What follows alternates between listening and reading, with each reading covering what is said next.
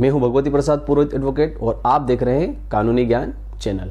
मेरा निवेदन है कि यदि अब आपने अभी तक हमारे चैनल को सब्सक्राइब नहीं किया है तो अभी हमारे चैनल को सब्सक्राइब कर लीजिए, बेल आइकन को प्रेस कर दीजिए और इस वीडियो को तो आप फटाफट लाइक कर ही दीजिए, क्योंकि इस चैनल के माध्यम से मैं आपको देता हूं सरल और आसान भाषा में आपके सवालों का जवाब। देखिए, पहली कमेंट जो आई है वह इस प्रकार से आई है कि सर, कोई अगर फर्जी तरीके से राजस्व रिकॉर्ड में अपना नाम किसी रजिस्ट्री की ज़मीन में करवा दे और बोले कि सरकार द्वारा दी हुई है यह ज़मीन, तो देखिए इसमें आपको क्या करना है कि यदि कोई व्यक्ति किसी निजी भूमि में या सरकारी भूमि, आपको रजिस्ट्री से कोई भूमि प्राप्त हुई है और उसमें अगर कोई व्यक्ति अपना नाम अंकित करवा लेता है, अर्थात फर्जी तरीके से अपना नाम उसमें चढ़वा लेता है, तो आपको क्या करना है कि जब वह भूमि आपके नाम पर थी उस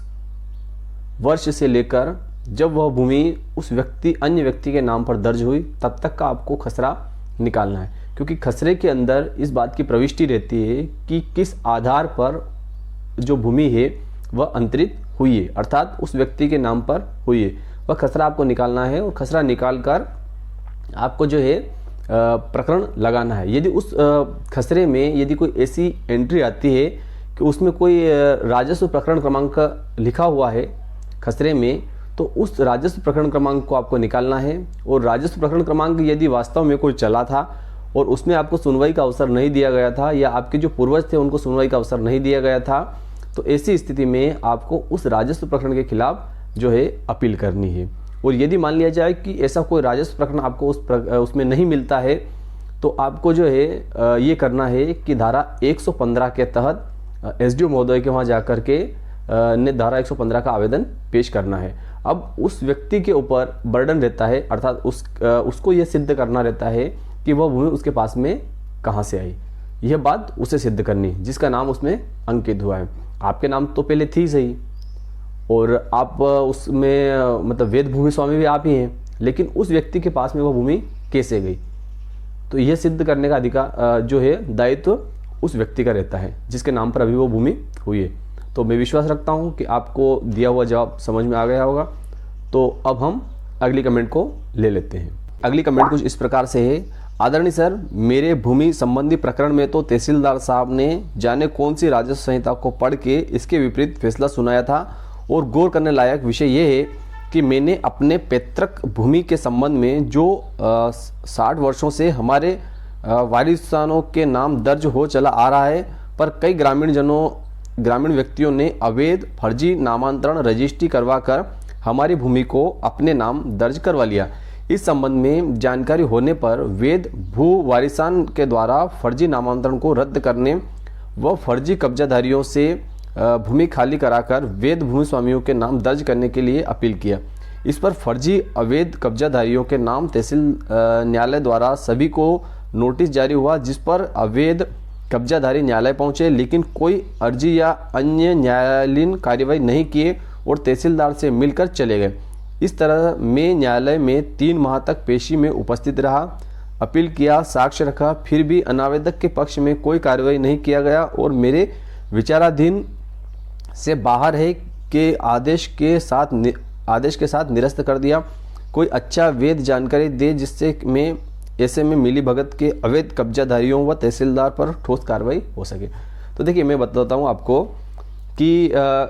यदि तहसीलदार महोदय के द्वारा कोई आदेश पारित किया जाता है तो उस आदेश के विरुद्ध आप यदि शिकायत करते हैं, तो जहाँ तक मैं मानता हूँ कि शिकायत से अच्छा रास्ता जो रहता है वह उस आदेश की अपील रहता है। तो मेरा तो सुझाव यह रहेगा कि तहसीलदार महोदय ने यदि कोई आदेश किया है तो उस आदेश के विरुद्ध आपको अपील करना चाहिए, न कि शिकायत करनी चाहिए। दूसरा मेरा सुझाव यह है कि देखिए, होता यह है कि यदि किसी भूमि के संबंध में कोई विक्रय पत्र निष्पादित हुआ है, उस विक्रय पत्र को निरस्त करने का अधिकार राजस्व न्यायालय को नहीं रहता है। इसलिए आपको जो है कार्रवाई करनी चाहिए थी इस मैटर में, वह सिविल न्यायालय में आपको कार्रवाई करनी चाहिए, क्योंकि इसमें विक्रय पत्र निष्पादित हो चुके हैं। ऐसी स्थिति में आपको सिविल न्यायालय में जाना चाहिए और सिविल न्यायालय में जो लोग जिन्होंने फर्जी तरीके से भूमि को अपने नाम पर करवाया है उनके विरुद्ध सिविल सूट आपको लगवाना चाहिए। तो मैं विश्वास करता हूं कि मेरे द्वारा दी गई जानकारी आपको समझ में आ गई होगी। तो अब हम अगली कमेंट को ले लेते हैं। एक कमेंट आई है, एक स्टूडेंट की है। मैंने एक वीडियो बनाया था कि जो है कि गैप सर्टिफिकेट कैसे बनाया जाता है, तो उसके संबंध में एक स्टूडेंट की कमेंट है, सर अगर दिसंबर 2020 में पास आउट है और 2021-22 में मैं उसका एडमिशन में गैप सर्टिफिकेट लगाया या नहीं, लगेगा या नहीं, गैप सर्टिफिकेट लगेगा या नहीं। तो देखिए बड़ा स्पष्ट मामला है कि होता क्या है कि गैप सर्टिफिकेट कब लगता है कि जिस शैक्षणिक सत्र में आपने भाग नहीं लिया है। यदि मान लिया जाए कि आपने जो है दिसंबर 2020 में जो है परीक्षा पास की है, अब दिसंबर 2020 में परीक्षा आपने पास की है, तो इसका समझने का बड़ा अच्छा तरीका है। शैक्षणिक सत्र जो होता है वह जुलाई से जून तक का माना जाता है, जुलाई से जून तक का, कि